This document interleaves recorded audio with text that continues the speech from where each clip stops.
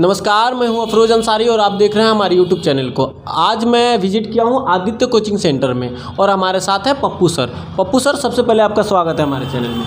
का भी स्वागत है अफरोज जी। जी सर, सबसे पहला सवाल कि आपका ट्यूशन संस्थान जो है, ये सवाल मैं हर जगह पूछ रहा हूँ, हर टीचर से पूछ रहा हूँ, आपका ट्यूशन संस्थान है वो दूसरे से बेहतर कैसे? सबसे पहले मैं आपको बता देना चाहता हूँ कि यहाँ जो भी बच्चे आते हैं कुछ सपने लेकर आते हैं जी।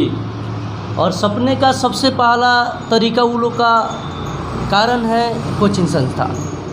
ये सोचकर आते हैं कि मैं वहाँ पढ़कर अच्छा मार्क्स लाकर कुछ अच्छा करूँगा, कुछ अच्छा बनूँगा।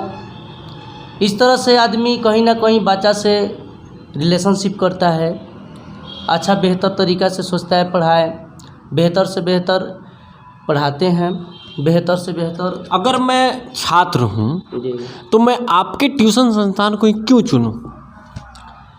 ये तो सबसे पहला कारण है कि आप तो पढ़ाई देखिएगा, सबसे पहले मेरे क्वालिटी देखिएगा, मेरे अंदर क्या क्वालिटी है, मैं आपको क्या देता हूँ, मैं आपको कैसे देता हूँ, आपको मेरे देने का तरीका क्या है। जैसे मैं आप छात्र हैं, हम जैसे आपको पढ़ाते हैं तो हम आपको क्या देते हैं, हम जो बताते हैं आपको कैसे समझ में आता है।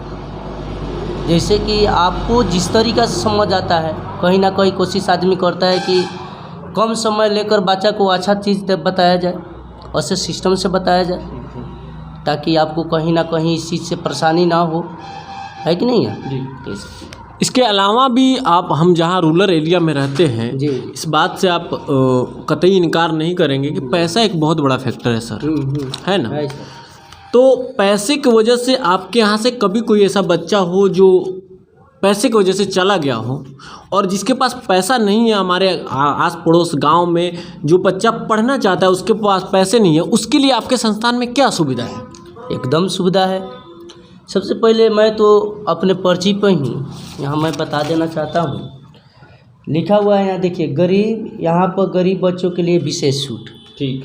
कहीं अगर हम लोग जिस समाज में रहते हैं, हम लोग जिस समाज में पले हैं, बड़े हैं, और हम लोग का धर्म भी बनता है कि जो भी हमारे समाज के बच्चे हैं जिनके पास पैसा नहीं है, या कोई पुअर फैमिली से बिलोंग कर रहा है, या कोई अदर प्रॉब्लम के कारण पढ़ाई नहीं कर पा रहा है, तो हम लोग वैसे बच्चा को अपने कोचिंग संस्थान में बुलाते हैं जी, और फ्री फीस में उसको पढ़ाने की कोशिश करते हैं, पढ़ाते भी हैं, ताकि कहीं ना कहीं अपने जीवन में वो सक्सेस बने। बीच में एक चीज़ का बहुत बड़ा चर्चा हुआ था सर कि जितने गवर्नमेंट स्कूल के टीचर हैं, जी जी, हालांकि आप उससे बिलोंग नहीं करते हैं, लेकिन टीचर हैं तो इसी नाते हम इस सवाल को रखना जायज़ समझेंगे कि जितने भी टीचर हैं वो दारू संबंधित लोगों को पकड़े।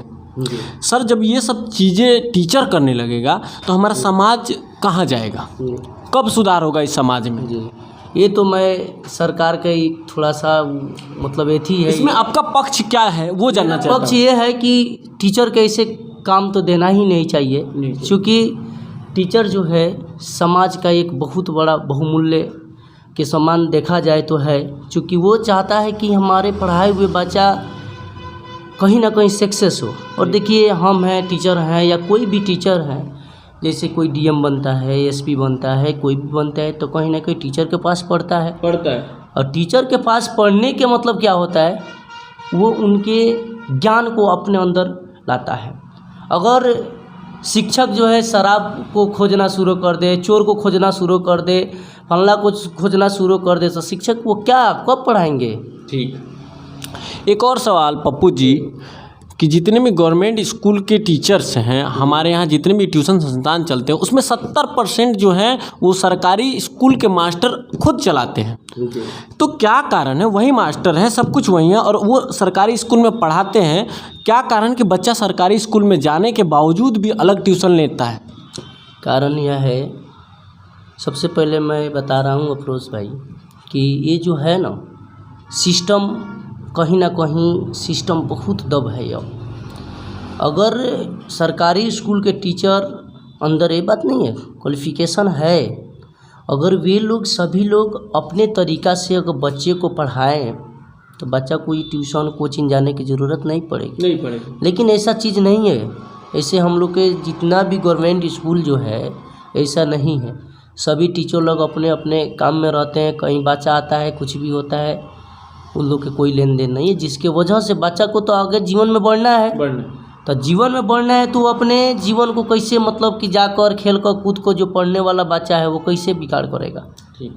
चलते चलते पप्पू भाई एक छोटा सा सवाल कि जो बच्चे हमारे इस वीडियो को देख रहे होंगे उनके लिए एक छोटा सा शॉर्ट मैसेज बताइए कि वो कैसे मेहनत करें, क्या करें जो जीवन में तरक्की मिले। जी, ये बहुत अच्छा बात है।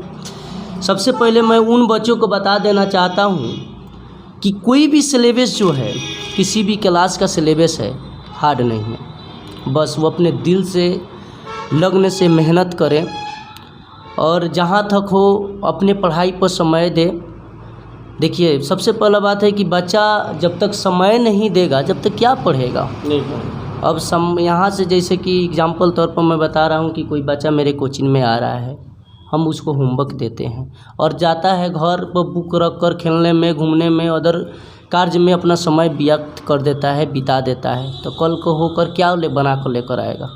तो अगर बच्चे को जीवन में सफलता पाना है, जीवन में कुछ आगे बढ़ना है, कुछ बनना है, तो सबसे पहले उसको हार्ड वर्क करना पड़ेगा, हार्ड मेहनत करना पड़ेगा।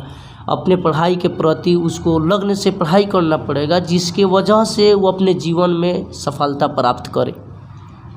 जी, हमारे चैनल से बात करने के लिए शुक्रिया पप्पू सर। फिर मिलते हैं। धन्यवाद।